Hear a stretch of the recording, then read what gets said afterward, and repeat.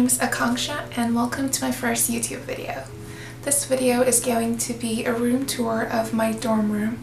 I live in a single on campus at International House at UC San Diego, and I just wanted to put up this video to share some ideas on how to decorate your dorm room or if you have a small rental room, and also for people coming to UCSD just to get an idea of like what rooms on campus look like. And it will differ depending on which residential college you're going into, but you'll still get a general idea.